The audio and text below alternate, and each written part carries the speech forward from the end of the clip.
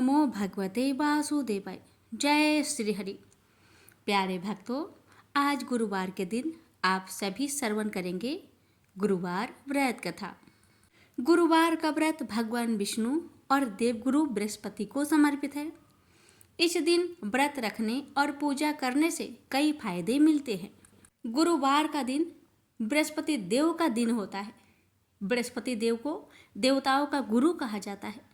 गुरुवार को व्रत रखने से भगवान विष्णु की कृपा मिलती है। इस दिन व्रत रखने से कुंडली में गुरु की स्थिति मजबूत होती है, साथ ही पितृदोष समाप्त हो जाता है। इतना ही नहीं भक्तों, इस दिन व्रत रखने से वैवाहिक जीवन से जुड़ी समस्याएं दूर होती है, साथ ही घर में सुख शांति भी आती है। तो आइए प्यारे भक्तों, अपने और अपने पूरे परिवार की मंगल कामना को करते हुए इस पावन कथा का रसपान करते हैं। प्यारे भक्तों, जो लोग गुरुवार का व्रत रखते हैं उन्हें इन कथाओं को अवश्य सुनना चाहिए, क्योंकि इन कथाओं को सुने बगैर आपका व्रत पूर्ण नहीं माना जाएगा। और जो भक्त गुरुवार का व्रत नहीं भी रखते वे भी श्रद्धा और प्रसन्न मन से इस कथा को सुने, उन्हें भी विष्णु भगवान की कृपा प्राप्त हो जाती है। प्रेम से बोलिए जय बृहस्पति देव। कथा इस प्रकार है। प्राचीन काल में एक ब्राह्मण रहता था। वह बहुत निर्धन था। उसके कोई संतान नहीं थी।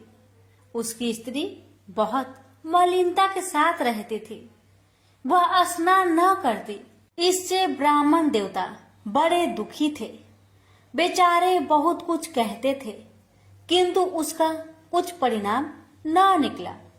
भगवान की कृपा से ब्राह्मण की स्त्री के कन्या रूपी रत्न पैदा हुआ।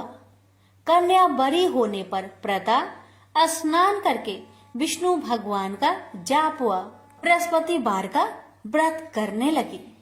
अपने पूजन पाठ को समाप्त करके विद्यालय जाती तो अपनी मुट्ठी में जौ भर के ले जाती और पाठशाला के मार्ग में डालती जाती।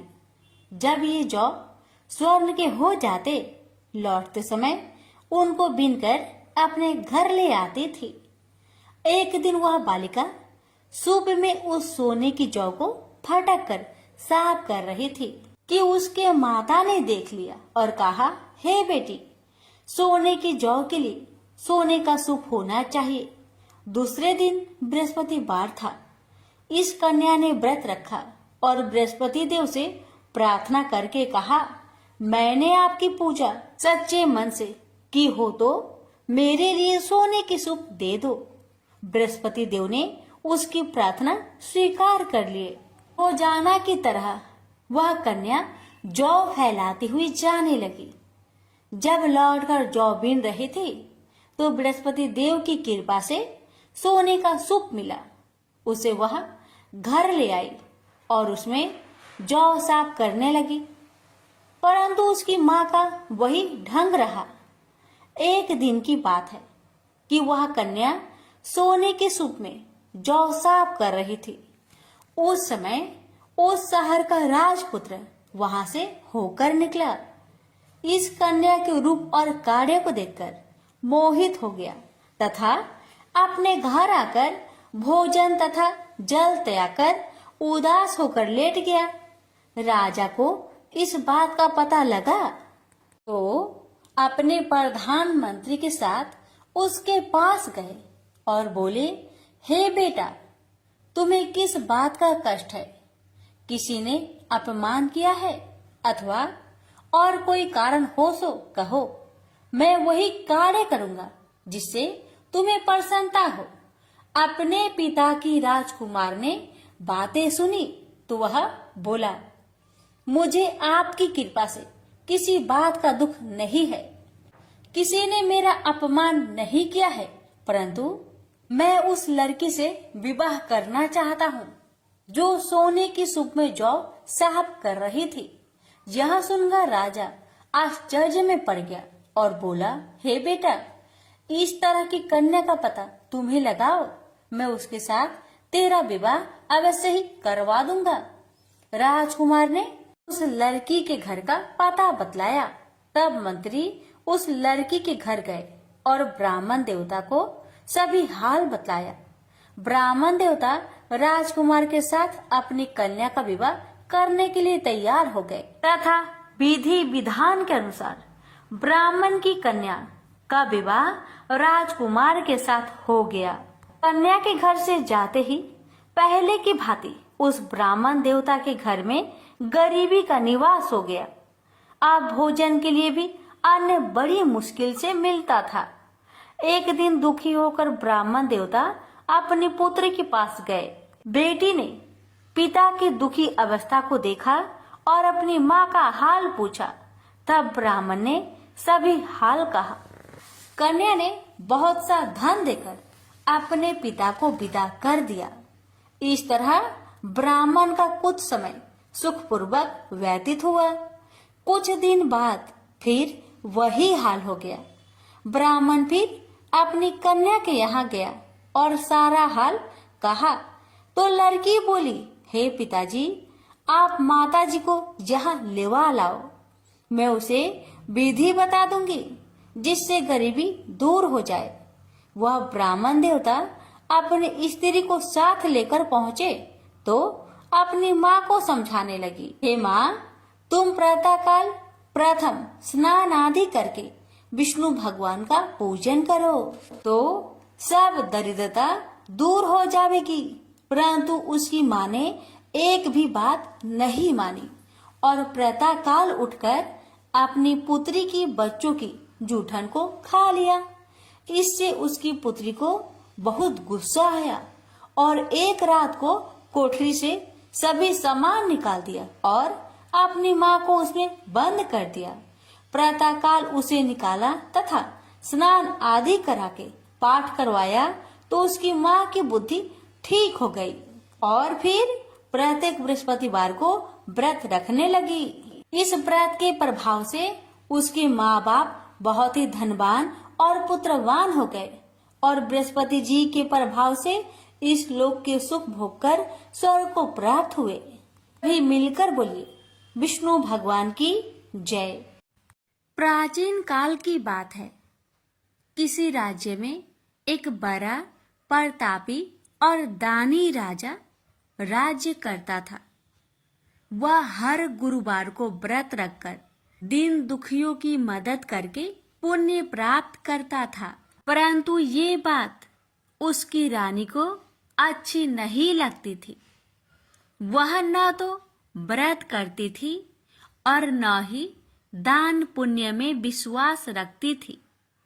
इतना ही नहीं, वह राजा को भी ऐसा करने से मना करती थी। एक समय की बात है। राजा शिकार खेलने के लिए वन में गए। घर पर रानी और दासी थी। उसी समय गुरु बृहस्पति देव साधु का रूप धारण कर राजा के दरवाजे पर भिक्षा मांगने आए। साधु ने जब रानी से भिक्षा मांगी तो वह कहने लगी, हे साधु महाराज, मैं इस दान और पुण्य से तंग आ गई हूँ। आप कोई ऐसा उपाय बताएं जिससे कि सारा धन नष्ट हो जाए और मैं आराम से रह सकूं। इतना सुनकर बृहस्पति देव ने कहा, हे देवी, तुम बड़ी विचित्र हो। संतान और धन से कोई दुखी होता है? अगर अधिक धन है तो उसे शुभ कार्यों में लगाओ, कुंवारी कन्याओं का विवाह कराओ, विद्यालय और बाग बगीचे का निर्माण कराओ, जिससे तुम्हारे दोनों लोग सुधरे। परंतु साधु की इन बातों से रानी को खुशी नहीं हुई। उसने कहा कि मुझे ऐसे धन की आवश्यकता नहीं है जिसे मैं दान दूं और जिसे संभालने में मेरा सारा समय नष्ट हो जाए। तब साधु ने कहा, अगर तुम्हारी ऐसी इच्छा है तो मैं जैसा तुम्हें बताता हूँ तुम वैसा ही करना।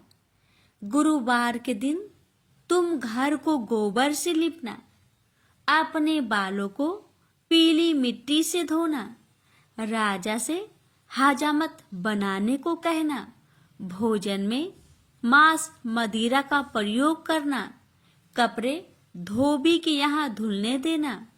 इस प्रकार 7 बृहस्पतिवार करने से तुम्हारा समस्त धन नष्ट हो जाएगा। इतना कहकर साधु के रूप में बृहस्पति देव अंतर्ध्यान हो गए। साधु के अनुसार कई बातों को पूरा करते हुए रानी को केवल 3 बृहस्पतिवार ही बीते थे कि उसकी समस्त धन संपत्ति नष्ट हो गई। भोजन के लिए राजा का परिवार तरसने लगा। तब एक दिन राजा ने रानी से बोला कि हे रानी, तुम यहीं रहो, मैं दूसरे देश को जाता हूँ, क्योंकि यहाँ पर सभी लोग मुझे जानते हैं, इसलिए मैं कोई छोटा कार्य नहीं कर सकता। ऐसा कहकर राजा दूसरे देश चला गया। वहाँ वह जंगल से लकड़ी काट कर लाता और शहर में बेचता। इस तरह वह अपना जीवन व्यतीत करने लगा। इधर राजा के परदेश जाते ही रानी और दासी दुखी रहने लगी। एक बार जब रानी और दासी को 7 दिन तक बिना भोजन के रहना पड़ा, तो रानी ने अपनी दासी से कहा, हे दासी, पासी के नगर में मेरी बहन रहती है, वह बड़ी धनवान है, तो उसके पास जा और कुछ ले आ, ताकि थोड़ी बहुत गुजर बसर हो जाए। दासी रानी की बहन के पास गई। उस दिन गुरुवार था और रानी की बहन उस समय बृहस्पतिवार व्रत की कथा सुन रही थी। दासी ने रानी की बहन को अपनी रानी का संदेश दिया, लेकिन रानी की बड़ी बहन ने कोई उत्तर नहीं दिया। जब दासी को रानी की बहन से कोई उत्तर नहीं मिला, तो वह बहुत दुखी हुई और उसे क्रोध भी आया। दासी ने वापस आकर रानी को सारी बात बता दी। ये सुनकर रानी ने अपने भाग्य को कोसा। उधर रानी की बहन ने सोचा कि मेरी बहन की दासी आई थी, परंतु मैं उससे नहीं बोली, इससे वह बहुत दुखी हुई होगी। कथा सुनकर और पूजा समाप्त करके वह अपनी बहन के घर आई और कहने लगी, हे बहन, मैं बृहस्पतिवार का व्रत कर रही थी, तुम्हारी दासी मेरे घर आई थी, परंतु जब तक कथा होती है तब तक ना तो उठते हैं और ना ही बोलते हैं, इसलिए मैं नहीं बोली। बताओ दासी, क्यों आई थी? रानी बोली, बहन, तुमसे क्या छिपाऊं, हमारे घर में खाने तक को अनाज नहीं था। ऐसा कहते कहते रानी की आंखें भर आई। उसने दासी समेत पिछले 7 दिनों से भूखे रहने तक की बात अपनी बहन को विस्तार पूर्वक सुना दी। रानी की बहन बोली, देखो बहन, भगवान बृहस्पति देव सबकी मनोकामना को पूर्ण करते हैं। देखो, शायद तुम्हारे घर में अनाज रखा हो। पहले तो रानी को विश्वास नहीं हुआ, पर बहन के आग्रह करने पर उसने अपनी दासी को अंदर भेजा, तो उसे सचमुच अनाज से भरा एक घड़ा मिल गया। यह देखकर दासी को बड़ी हैरानी हुई। दासी रानी से कहने लगी, हे रानी, जब हमको भोजन नहीं मिलता तो हम व्रत ही तो करते हैं, इसलिए क्यों ना इनसे व्रत और कथा की विधि पूछ ली जाए, ताकि हम भी व्रत कर सके। तब रानी ने अपनी बहन से बृहस्पतिवार व्रत के बारे में पूछा।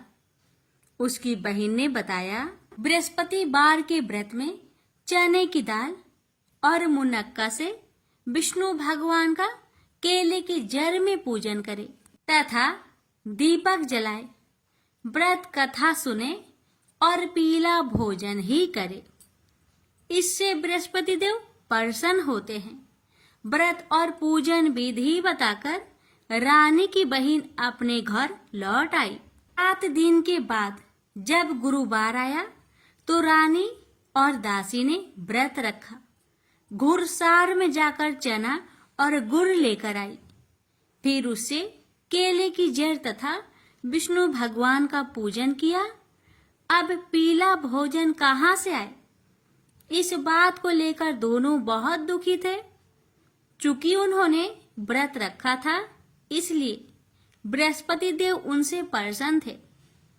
इसलिए वे एक साधारण व्यक्ति का रूप धारण कर 2 थालों में सुंदर पीला भोजन दासी को दे गए। भोजन पाकर दासी प्रसन्न हुई और फिर रानी के साथ मिलकर भोजन ग्रहण किया। उसके बाद वे सभी गुरुवार को व्रत और पूजन करने लगी। बृहस्पति भगवान की कृपा से उनके पास फिर से धन संपत्ति आ गई, परंतु रानी फिर से पहले की तरह आलस्य करने लगी। तब दासी बोली, देखो रानी, तुम पहले भी इस प्रकार आलस्य करती थी। तुम्हें धन रखने में कष्ट होता था, इस कारण सभी धन नष्ट हो गया, और अब जब भगवान बृहस्पति की कृपा से धन मिला है तो तुम्हें फिर से आलस्य होता है। रानी को समझाते हुए दासी कहती है कि बड़ी मुसीबतों के बाद हमने यह धन पाया है, इसलिए हमें दान पुण्य करना चाहिए, भूखे मनुष्य को भोजन कराना चाहिए और धन को शुभ कार्य में खर्च करना चाहिए, जिससे तुम्हारे कुल का यश बढ़ेगा, स्वर्ग की प्राप्ति होगी और पितृ प्रसन्न होंगे। दासी की बात मानकर रानी अपना धन शुभ कार्य में खर्च करने लगी, जिससे पूरे नगर में उसका यश फैलने लगा। बृहस्पतिवार व्रत कथा के बाद श्रद्धा के साथ आरती की जानी चाहिए। इसके बाद प्रसाद बांटकर उसे ग्रहण करना चाहिए।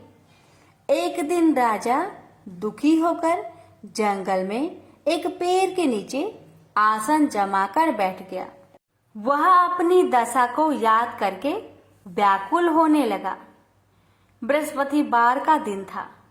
एकाएक उसने देखा कि निर्जन वन में एक साधु प्रकट हुए। वह साधु भेष में स्वयं बृहस्पति देवता थे। लकड़हारे के सामने आकर बोले, हे लकड़हारे, इस सुनसान जंगल में तू चिंता मग्न क्यों बैठा है? लकड़हारे ने दोनों हाथ जोड़कर प्रणाम किया और उत्तर दिया, महात्मा जी, आप सब कुछ जानते हैं, मैं क्या कहूँ? यह कहकर रोने लगा और साधु को अपनी आत्मकथा सुनाई। महात्मा जी ने कहा, तुम्हारी स्त्री ने बृहस्पति के दिन बृहस्पति भगवान का निरादर किया है, जिसके कारण रुष्ट होकर उन्होंने तुम्हारी यह दशा कर दी। अब तुम चिंता को दूर करके मेरे कहने पर चलो तो तुम्हारे सब कष्ट दूर हो जाएंगे और भगवान पहले से भी अधिक संपत्ति देंगे। तुम बृहस्पतिवार के दिन कथा किया करो। 2 पैसे के चने मुनक्का लाकर उसका प्रसाद बनाओ और शुद्ध जल से लोटे में शक्कर मिलाकर अमृत तैयार करो। कथा के पश्चात अपने सारे परिवार और सुनने वाले प्रेमियों में अमृत व प्रसाद बांटकर आप भी ग्रहण करो।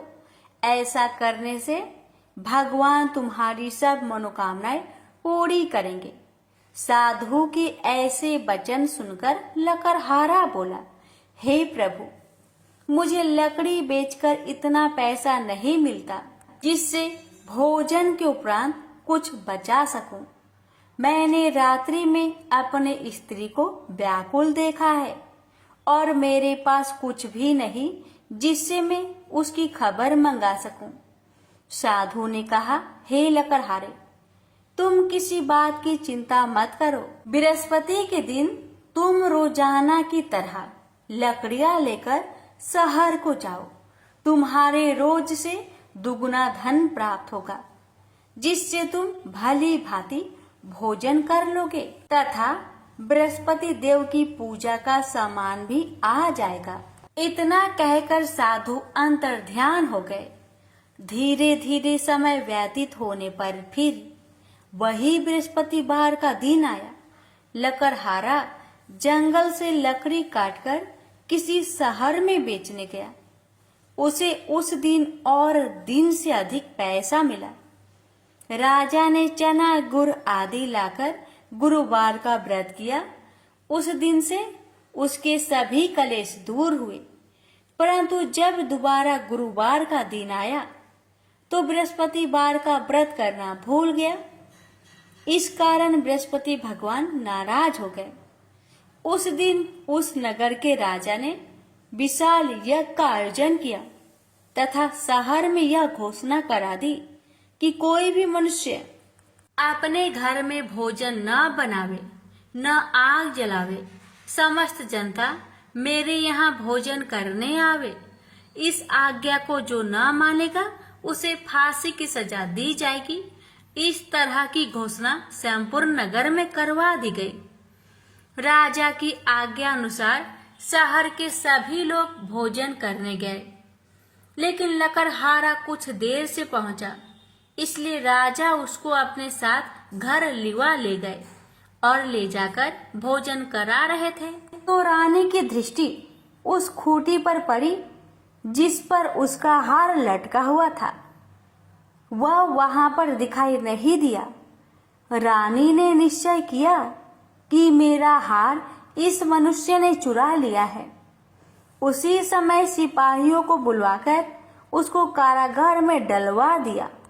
जब लकड़हारा कारागार में पड़ गया और बहुत दुखी होकर विचार करने लगा कि ना जाने कौन से पूर्व जन्म के कर्म से मुझे यह दुख प्राप्त हुआ है, और उसी साधु को याद करने लगा जो कि जंगल में मिला था।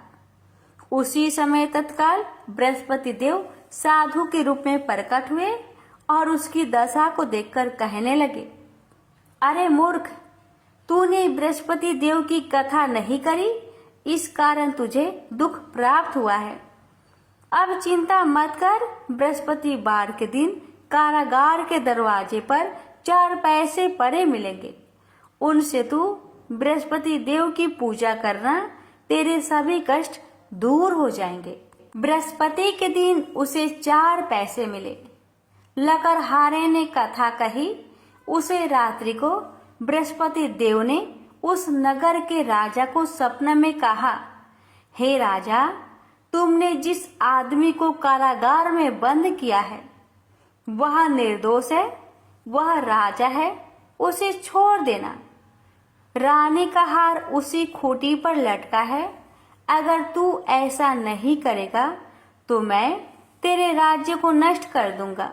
इस तरह रात्रि के सपनों को देखकर राजा प्रातः काल उठा और खूंटी पर हार देखकर लकड़हारे को बुलाकर क्षमा मांगी तथा लकड़हारे को योग सुंदर वस्त्र आभूषण देकर विदा कर दिया। बृहस्पति देव की आज्ञा अनुसार लकड़हारा अपने नगर को चल दिया। राजा जब अपने नगर के निकट पहुंचा तो उसे बड़ा आश्चर्य हुआ।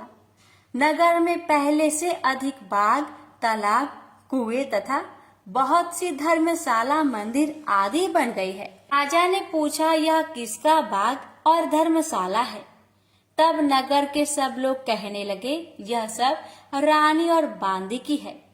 तो राजा को आश्चर्य हुआ और गुस्सा भी आया। जब रानी ने यह खबर सुनी कि राजा आ रहे हैं तो उन्होंने बांदी से कहा कि हे दासी, देख, राजा हमको कितनी बुरी हालत में छोड़ गए थे। हमारी ऐसी हालत देखकर वह लौट न जाए, इसलिए तू दरवाजे पर खड़ी हो जा। आज्ञा अनुसार दासी दरवाजे पर खड़ी हो गई। राजा आए तो उन्हें अपने साथ लिवा लाई। तब राजा ने क्रोध करके अपनी रानी से पूछा कि यह धन तुम्हें कैसे प्राप्त हुआ? तब उन्होंने कहा, हमें यह सब धन बृहस्पति देव के इस व्रत के प्रभाव से प्राप्त हुआ है। राजा ने निश्चय किया कि 7 रोज बाद तो सभी बृहस्पति देव का पूजन करते हैं, परंतु मैं प्रतिदिन दिन में 3 बार कहानी तथा रोज व्रत किया करूंगा। अब हर समय राजा ने दुपट्टे में चने की दाल बांधी रहती तथा दिन में 3 बार कहानी कहता। एक रोज राजा ने विचार किया कि चलो अपनी बहन के यहाँ हो आवे। इस तरह निश्चय कर राजा घोड़े पर सवार हो अपनी बहन के यहाँ को चलने लगा। मार्ग में उसने देखा कि कुछ आदमी एक मुर्दे को लिए जा रहे हैं। उन्हें रोककर राजा कहने लगा, अरे भाइयों, मेरी बृहस्पति देव की कथा सुन लो। वे बोले, लो, हमारा तो आदमी मर गया है, इसको अपनी कथा की परी है। परंतु कुछ आदमी बोले, अच्छा कहो, हम तुम्हारी कथा भी सुनेंगे। राजा ने दाल निकाली और जब कथा आधी हुई थी कि मुर्दा हिलने लग गया, और जब कथा समाप्त हो गई तो राम राम करके मनुष्य उठकर खड़ा हो गया। आगे मार्ग में उसे एक किसान खेत में हल चलाता मिला। राजा ने उसे देख और उससे बोले, अरे भैया, तुम मेरी बृहस्पति बार की कथा सुन लो। किसान बोला, जब तक मैं तेरी कथा सुनूंगा तब तक 4 हरैया जोत लूंगा। जा अपनी कथा किसी और को सुनाना। इस तरह राजा आगे चलने लगा। राजा के हंसते ही बैल पछाड़ खाकर गिर गए तथा किसान के पेट में बड़ी जोर का दर्द होने लगा। उस समय उसकी माँ रोटी लेकर आई। उसने जब यह देखा तो अपने पुत्र से सब हाल पूछा और बेटे ने भी सभी हाल कह दिया। तो बुढ़िया दौड़ी दौड़ी उस घोड़ सवार के पास गई और उससे बोली कि मैं तेरी कथा सुनूंगी, तू अपनी कथा मेरे खेत पर चलकर ही कहना। राजा ने बुढ़िया के खेत पर जाकर कथा कही। इसके सुनते ही वह बैल उठ खड़ा हुई तथा किसान के पेट का दर्द भी बंद हो गया। राजा अपनी बहन के घर पहुंचा। बहन ने भाई की खूब मेहमानी की। दूसरे रोज प्रातःकाल राजा जागा तो वह देखने लगा कि सब लोग भोजन कर रहे हैं। राजा ने अपनी बहन से कहा, ऐसा कोई मनुष्य है जिसने भोजन नहीं किया हो? मेरी बृहस्पतिवार की कथा सुन ले। बहन बोली, हे भैया, यह देश ऐसा ही है कि पहले यहाँ लोग भोजन करते हैं, बाद में अन्य काम करते हैं। अगर कोई पड़ोस में हो तो देख आऊं। वह ऐसा कहकर देखने चली गई, परंतु उसे कोई ऐसा व्यक्ति नहीं मिला जिसने भोजन न किया हो। अतः वह एक कुम्हार के घर गई जिसका लड़का बीमार था। उसे मालूम हुआ कि उनके यहाँ 3 रोज से किसी ने भोजन नहीं किया है। रानी ने अपने भाई की कथा सुनने के लिए कुम्हार से कहा। वह तैयार हो गया। राजा ने जाकर बृहस्पतिवार की कथा कही, जिसको सुनकर उसका लड़का ठीक हो गया। अब तो राजा की प्रशंसा होने लगी। एक रोज राजा ने अपनी बहन से कहा कि हे बहन, हम अपने घर को जाएंगे, तुम भी तैयार हो जाओ। राजा की बहन ने अपनी सास से कहा। सास ने कहा, हाँ चली जा, परंतु अपने लड़कों को मत ले जाना, क्योंकि तेरे भाई के कोई औलाद नहीं है। बहन ने अपने भैया से कहा, हे भैया, मैं तो चलूंगी पर कोई बालक नहीं जाएगा। राजा बोला, जब कोई बालक नहीं चलेगा तब तुम ही क्या करोगी? बड़े दुखी मन से राजा अपने नगर को लौट आया। राजा ने अपनी रानी से कहा, हम निरवंशी है, हमारा मुंह देखने का धर्म नहीं है और कुछ भोजन आदि नहीं किया। रानी बोली, हे प्रभु, बृहस्पति देव ने हमें सब कुछ दिया है, वह हमें औलाद अवश्य देंगे। उसी रात को बृहस्पति देव ने राजा से सपने में कहा, हे राजा उठ, सभी सोच त्याग दे, तेरी रानी गर्भ से है। राजा को यह बात सुनकर बड़ी खुशी हुई। 9वें महीने में उसके गर्भ से एक सुंदर पुत्र पैदा हुआ। तब राजा बोला, हे रानी, स्त्री बिना भोजन के रह सकती है, पर बिना कहे नहीं रह सकती। जब मेरी बहन आवे तुम उससे कुछ मत कहना। रानी ने सुनकर हाँ कर दिया। जब राजा की बहन ने यह शुभ समाचार सुना तो वह बहुत खुश हुई तथा बधाई लेकर अपने भाई के यहाँ आई। तभी रानी ने कहा, घोड़ा चढ़कर तो नहीं आई, गधा चढ़ी आई। राजा की बहन बोली, भाभी, मैं इस प्रकार न कहती तो तुम्हें औलाद कैसे मिलती। बृहस्पति देव ऐसे ही हैं, ऐसी जिसके मन में कामनाएं हैं सभी को पूर्ण करते हैं।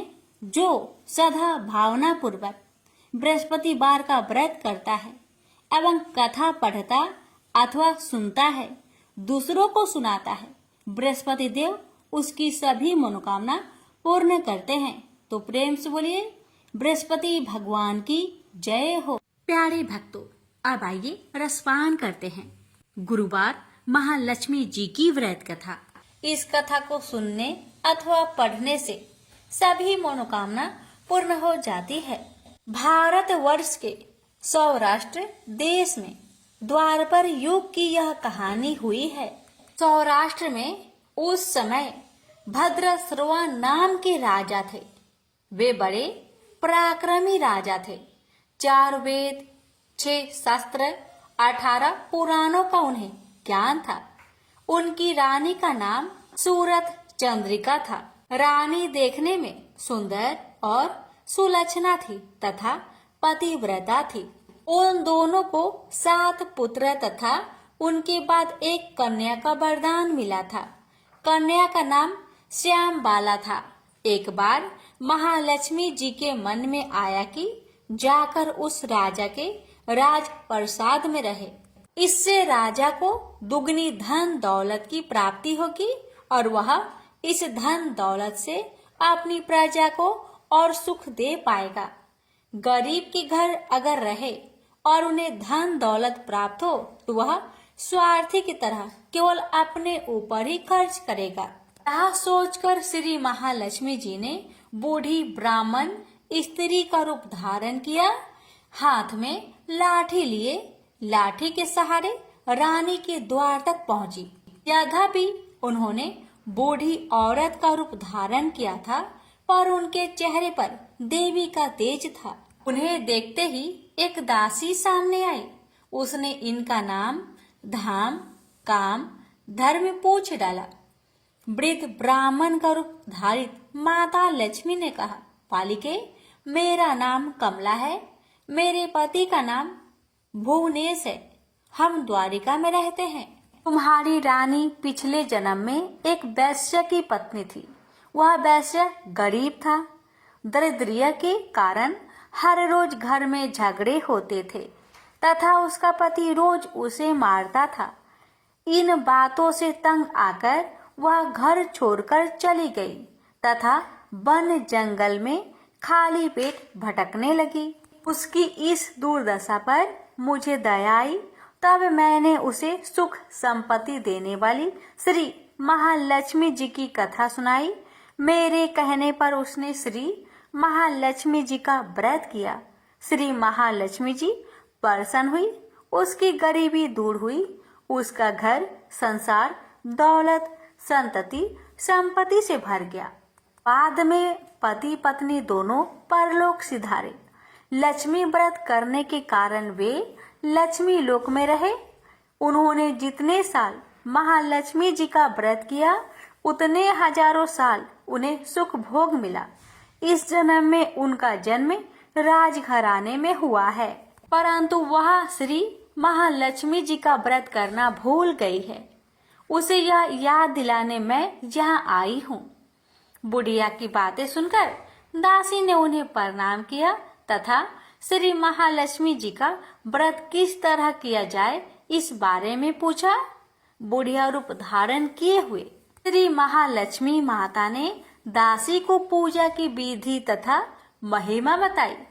इसके बाद वह दासी माता को प्रणाम कर रानी को बताने अंदर चली गई।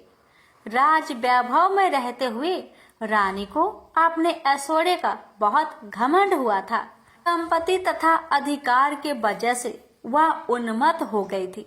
दासी द्वारा बताई गई बुढ़िया की बातें सुनकर वह आग बबूला हो गई और राजद्वार पर आकर बुढ़िया रूपी श्री महालक्ष्मी पर बरस पड़ी। उसे यह मालूम नहीं था कि श्री महालक्ष्मी माता बुढ़िया का रूप धारण किए द्वार तक आई हैं, परंतु रानी का इस कदर रूख बर्ताव तथा अपना अनादर देखकर माता ने वहां ठहरना ठीक ना समझा। वे वहां से चल पड़ी। राह में उन्हें राजकुमारी श्यामबाला मिली। उन्होंने श्यामबाला को सारी बात बताई। श्यामबाला ने अपनी ओर से श्री महालक्ष्मी माता से क्षमा मांगी। माता को उस पर दया आई। उन्होंने श्यामबाला को श्री महालक्ष्मी व्रत के बारे में बताया। उस दिन अगहन यानी मार्गशीर्ष माह का पहला गुरुवार था। श्यामबाला ने परम श्रद्धा से श्री महालक्ष्मी जी का व्रत रखा। फल स्वरूप राजा सिद्धेश्वर के सुपुत्र मालाधर से उसका विवाह हुआ। वह धन दौलत ऐश्वर्य वैभव से माला माल हो गई। पति के साथ ससुराल में आनंद से दिन बिताने लगी। इधर श्री महालक्ष्मी का रानी पर प्रकोप हुआ। फलस्वरूप राजा भद्रसर्वा का राज्य एवं राज कारोबार नष्ट हो गया, जहाँ तक कि खाने की लाले पड़ गए। ऐसी हालात में एक दिन रानी ने राजा से निवेदन किया, हमारा दामाद इतना बड़ा राजा है, धनवान है, ऐश्वर्यशाली है, क्यों ना उसके पास जाए, अपना हाल उसे बताए, वह जरूर हमारी मदद करेगा। इस बात पर राजा भद्रसर्वा दामाद के पास रवाना हुए। राज्य में पहुंचकर एक तालाब के किनारे थोड़ी देर विश्राम लेने के लिए ठहरे। तालाब से पानी पीने आते जाते दासियों ने उन्हें देखा। उन्होंने विनम्रता से उनकी पूछताछ की। जब उन्हें यह मालूम हुआ कि वे रानी श्यामबाला के पिता है, तो दौड़ते हुए जाकर उन्होंने रानी को सारी बात बताई।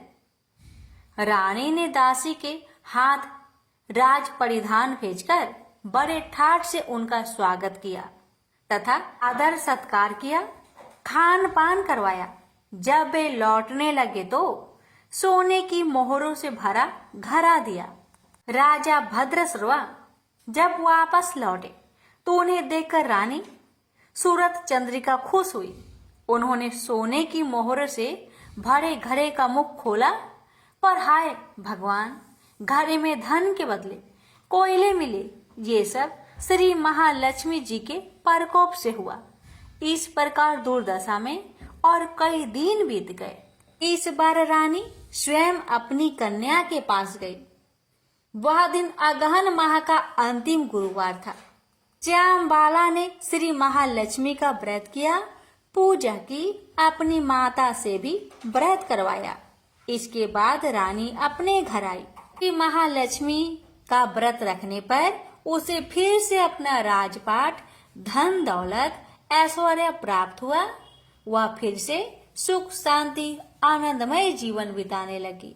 कुछ दिनों बाद राजकन्या श्यामबाला अपने पिता के घर आई। उसे अपने घर देखकर सूरत चंद्रिका को पुरानी बातें याद आई।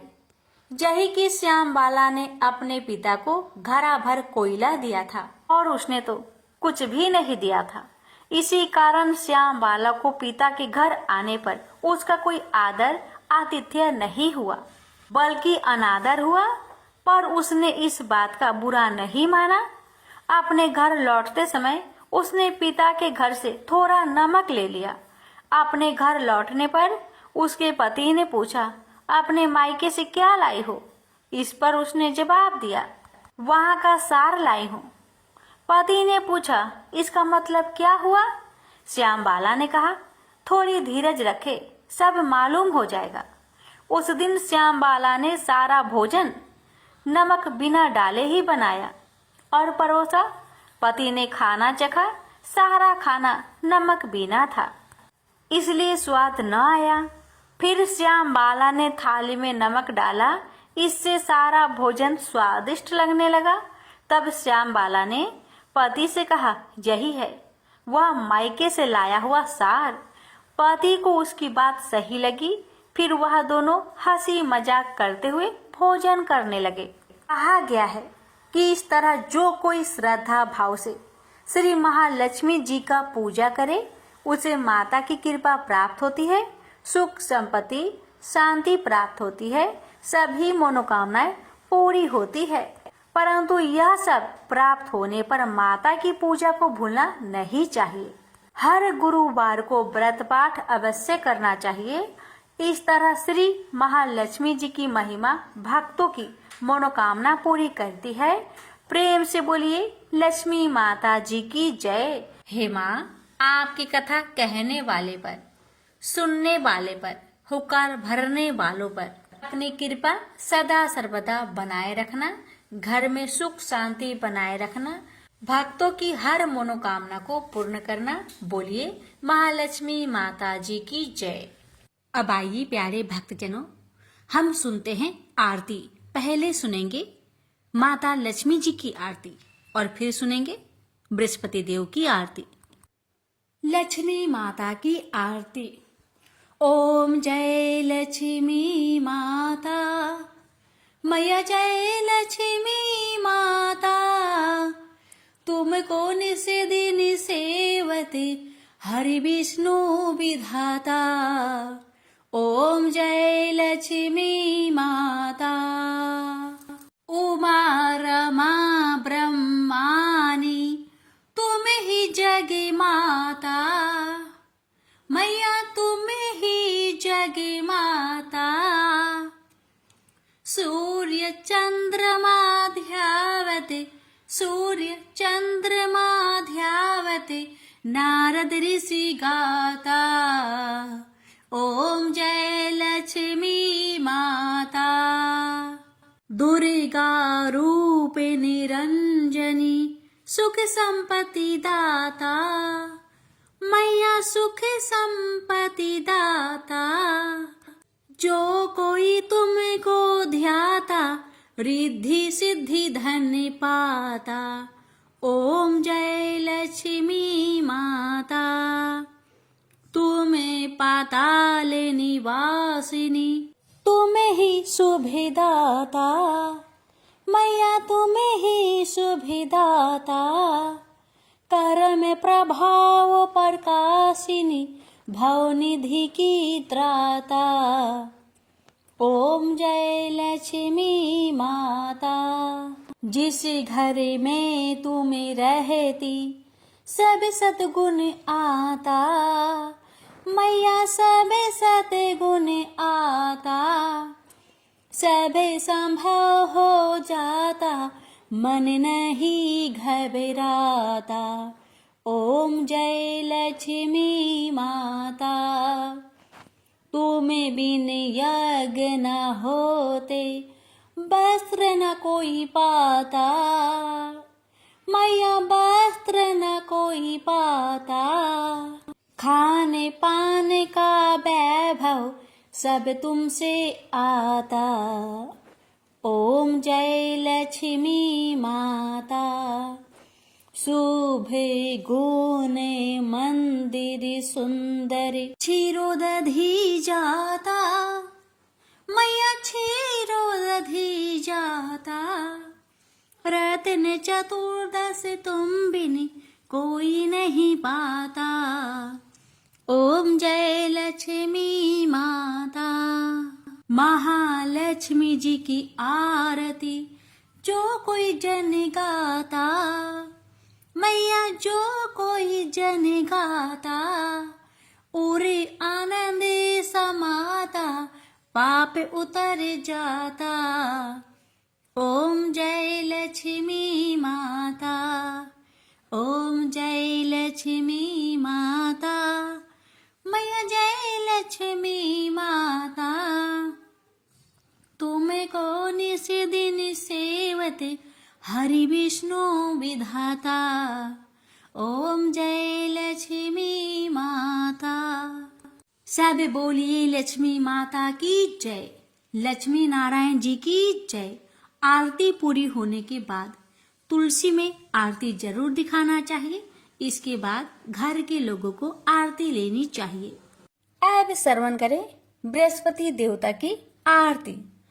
ओम जय बृहस्पति देवा, जय बृहस्पति देवा। छीने छीने भोगे लगाऊं कदली फल मेवा। ओम जय बृहस्पति देवा, तुम पूर्ण परमात्मा, तुम अंतर्यामी।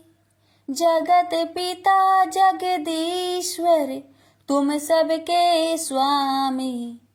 ओम जय बृहस्पति देवा, चरणामृत निज निर्मल, सब पातक हरता।